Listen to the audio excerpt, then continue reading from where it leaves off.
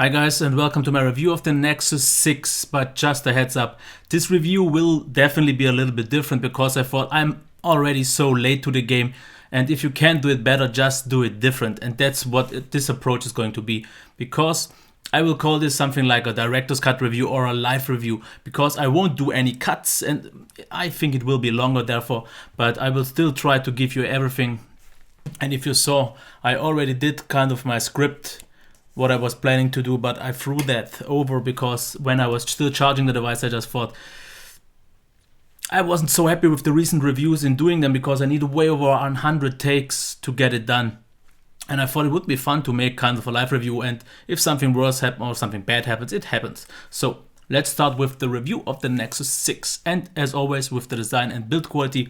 So here we have the device with 6 inches, it's 5.96, but still, let's just do a quick comparison with a few other devices first. Here we have the Sony Xperia Z3. As you can see, it's not even that much of a difference. Here, for example, the Moto X. My camera has a little bit of trouble focusing because of the black, and I don't know what I'm shaking with my left hand, but yeah, that's the Moto G. And as the last one, oh, not the last one, the Moto E. Let's make the last one an 8-inch device, just so you can see a comparison with an 8-inch tablet. So there is still quite a difference here.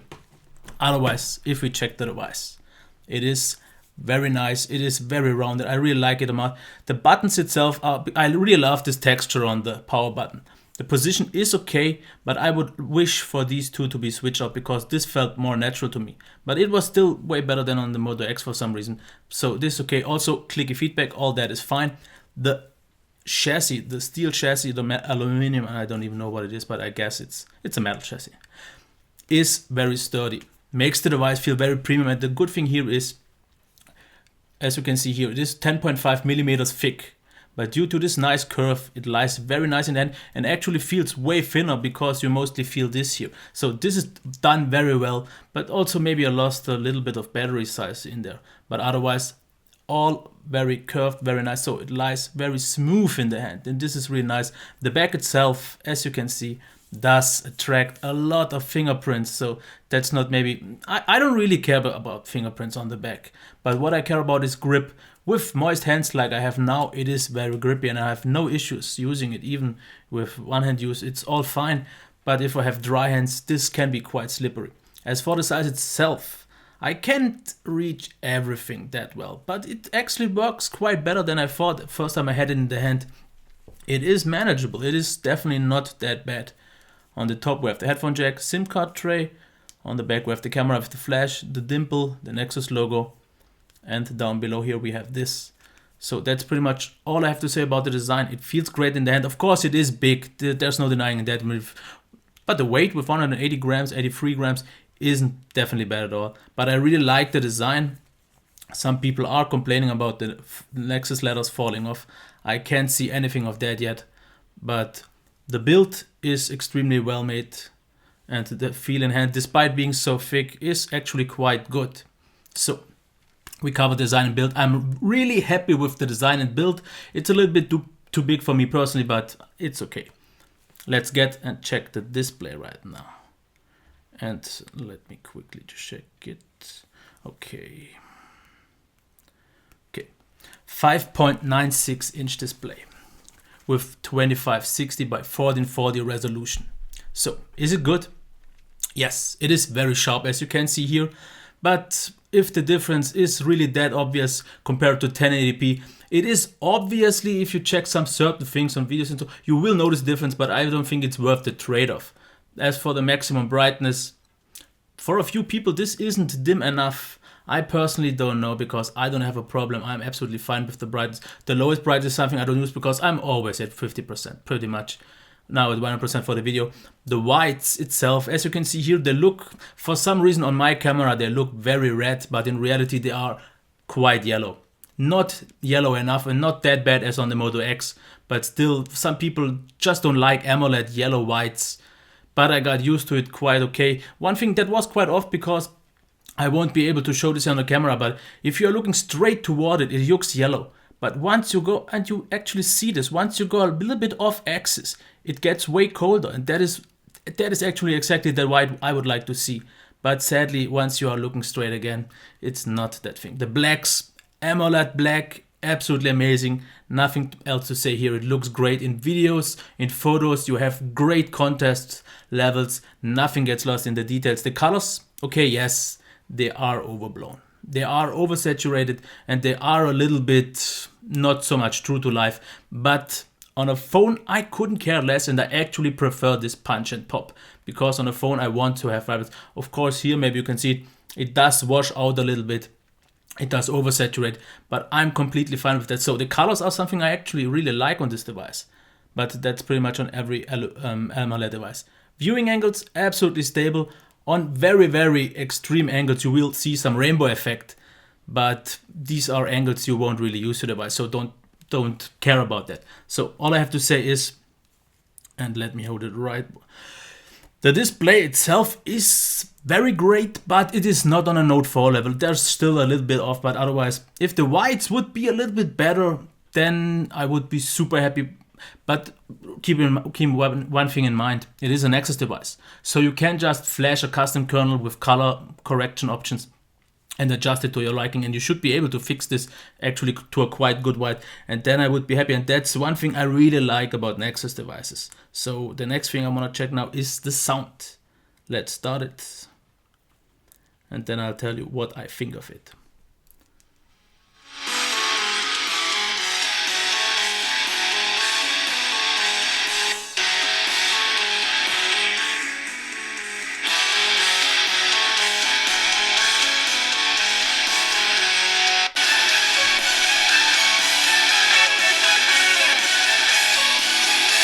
Okay, should be good enough. My thoughts on the sound, very, very happy. First of all, it is the loudest device I've ever heard so far. With the stereo speakers on the front, okay, you saw it did sound muffled when I blocked it, but you will never block the speakers because you have them usually like this, and you can even reflect it a little bit, and that is great. I'm absolutely happy because it is really loud, not super rich. There is a little bit of bass, so in terms of the sound experience, it's absolutely fine. It doesn't maybe sound as good as maybe boom sound, but since it is a little bit louder than boom sound, it actually is my first choice for a speaker on a phone. It trumps pretty much everything, and it even can compare to some of the smaller tablets. So sound, absolutely great. I love it loud, and it's not like the sound is bad. The sound in overall is still great. It sounds a little bit shallow, something far off, but as a whole, still amazing. The next thing to talk about would be performance. Let me quickly start with this Twitter app, as I always do. So, in terms of performance, as you can see here, wow, yes. This is extremely smooth. This is really extremely smooth. If you go here into this, as you can see here, buttery smooth. And this is, I have to say, this is the most consistent smooth device I've ever seen. And even, for example, Google Plus, which usually is a little bit of a performance issue, you can see how well this actually does. This is the best Google Plus experience I ever had with quite some distance. As you can see here, also the browser, absolutely great. App launch times, as you can see, pretty much instantly. Also, as you can see here, multitasking works absolutely fine. One thing I noticed though, my gestures I use, and that is actually for the display part. As you can see here, I use bezel gestures, which usually 1%. If I go into the app right now, with 1% of bezel gesture. As you can see here, give me a second. Here are the bezels. Usually I have 1%, but on this device I had to use 2% because if I had only 1%, it was very hard to get it activated. So I had to use 2%. It's not really an issue, but you have to get used to swiping a little bit towards more on the screen than on the bezel. Maybe because the bezel is also a little bit bigger than on other devices, but this is just a minor thing. But if you use a lot of bezel gestures, just keep that in mind. But as for the performance, super happy. It is not the snappiest device. The Sony Xperia Z3 feels a little bit more snappy, but therefore it is not as consistently smooth. It feels like it has like 5 frames less or so. But the gaming performance is something, as we can see here, I am not that happy because I tried a few games and it just isn't on the level I am used to, because as you can see here, there is quite some slowdown visible. As you can see here, it looks okay, but that is not flagship level in my experience. I've definitely seen games already a lot smoother, and this is pretty much the experience I had on all the games. Asphalt worked a little bit better, but still had these slowdowns. Riptide, it was also very obvious. So that's just real quick to show off. The gaming performance for some reason doesn't work so well, and I'm using already 5.1, and everything else in terms of performance is amazing. And I would say, as a whole, despite a little bit less snappy feel compared to the Z3, and that is still the most snappy device because maybe just some latency thing, but this is the most consistent, smooth device, super fast, and all the encryption issues they had maybe at the start with some delay, I noticed on devices, I didn't see anything of that on 5.1, and we also from Franco Kernel, from the guy, he explained why on 5.1 it is so fast, so I'm absolutely happy with that. So performance, wow. But just not for games. For games, I don't know, maybe if you use custom ROMs or so, you can fix that, or maybe it's just on my device, but I freshly installed the games and I've played with it, and it's definitely no thermal throttling because the device definitely isn't even warm, and it didn't ever get really that much warm, so that's fine. Now I want to get to the battery life. Charging times first, and I will just look at it quick. Half an hour gets you to about 45%, 1 hour to 80%, and 1 hour and 35, and you are at 100% with quick charging 2.0. That's a good value. Battery life itself for me wasn't really disappointing. It was disappointing if you're coming from the Z3, but if you come from any Nexus device, you will be used to not having the best battery life. But I got through a day, but I also have to say I got through a day now. With my normal use right now, I got like 3.5 hours of screen on time over like 20 hours. Standby drain on Wi-Fi was a bit odd because there was quite a lot of standby drain. I'm not so sure. I had this with all of my Nexus devices so far, so it seems to be some kind of stock Android issue. Yeah. But as for the battery life, like I said, now I get through one day with 3.5 hours of screen on time. But like for example, half a year ago, I wouldn't have made it. Because then I had screen on times like over 4 hours, but it toned quite a lot down. And back then it would be very hard. Of course, you have quick charge and you can't get past that, but I'm just someone who can always charge but doesn't want to charge always. So the battery life is acceptable, but it is not great. And I saw people with 5 hours of screen on time, and maybe with a custom kernel you can get that, but for people who wanted to use it stock as it is, I didn't manage. So let's take a look now at the software, and I don't really want to talk too much about it because it is stock Android after all. As you can see here, we are running already 5.1, and we don't really get a lot anything because it is stock Android. It is pretty much the most bare bones system of them all.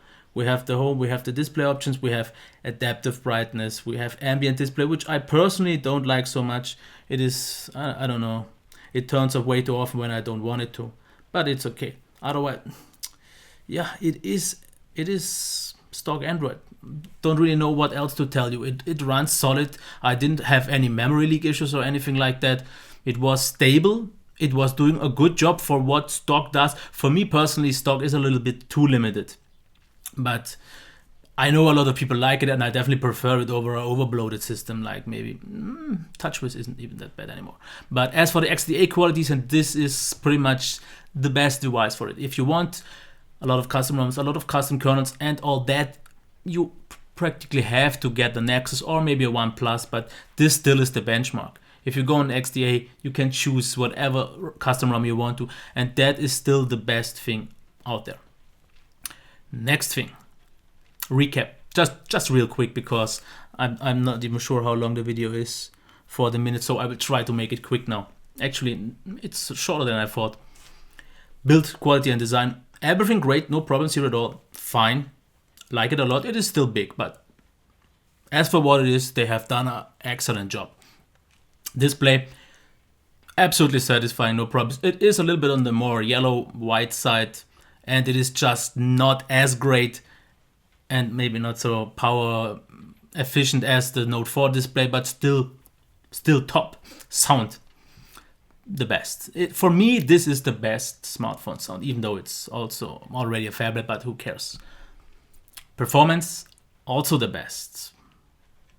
Yeah. Software, very good, but for me actually stock Android isn't enough. But it is a Nexus, so I would flash a custom ROM anyways, and I would enjoy the custom ROM features. So software and XDA qualities make it the best software experience. Battery life wasn't that good, but also not that bad that I would see it as a deal breaker. For me, it's the size. And that's something for personal preference. You can like it or you can't like it, but I just prefer this size. That is just more my thing. And what I would have wished for if there would have been maybe a 5.2 inch version of the Nexus, but with a bigger battery build, because the Moto X is the most compact feeling 5.2 incher, but we all know about this battery life, because for now, from what I see on the testing, I've been also test all these review this device as well. The one with the even worse battery than the Nexus 6. So I wouldn't call it bad, but disappointing to what we expect, because the battery is quite big with 3220 milliamp hours, but it is just, it needs a little bit managing. So one question I want to still answer, this or the Note 4? Personally, as someone who likes it bare bones, who likes to be able to flash ROMs, and who wants a smooth, flawless experience with a nice feel in hand, I would take the Nexus. And before I'm going to tell, I forgot it once again, the camera, just real quick. It is a Nexus camera, and I actually shouldn't even talk too much about it, but I wasn't disappointed with the quality. It did catch quite a lot of details, but for me the photos some kind of seemed lifeless. There was a bit too flat, it lacked of some contrast in videos, otherwise the colors were quite fine. It just seemed a little bit dull and lifeless, that's the thing. In low light it was worse, because then a lot of noise and even less contrast, so not so amazing. On some photos as well, I tried to focus a specific thing like I did with the Nokia camera, and I couldn't focus at all. So the focus didn't work so well. On videos, the thing was, the videos itself were very smooth and also are fine and that, but the autofocus didn't work so well for me, because I sometimes couldn't focus what I wanted and sometimes I could, so it was a bit of hit and miss. But in overall, the camera, you don't buy a Nexus for the camera, you get a still good enough camera experience. That's not the thing. I like the camera still because I don't use it so much, but if I would rely a lot on the camera, and this brings me back to the Note 4 comparison, the Note 4 has the better display, it has the better camera, and it has, I don't know what it has, the better battery life, exactly, yeah. But I would still take this because of the better in-hand feel. I just like the in-hand feel. The Note for me was a little bit too boxy, but if camera is important for you and a little bit more battery life, then go for the Note. But personally, I can live with the trade-off of having the lesser battery. The display is still fine, therefore I have the great sound, and the camera is good enough. So there's, I think, something for, there is this very minimalistic, pure device with great performance, great sound, and then on the other side there's this device with lots and lots of features with the great camera, which is maybe more focused to the mainstream, but the Nexus never was focused for the mainstream. So yeah, that would be my choice, but I wouldn't personally buy it myself just for the size. If they would have made it smaller like the Moto X and use a better screen, because I'm not so happy with the Moto X screen, then I would have stayed, I guess, on the Moto X. I mean on the Nexus line. But the thing is also, I don't know what it is about Nexus and their Wi-Fi drain. But let's get to a point.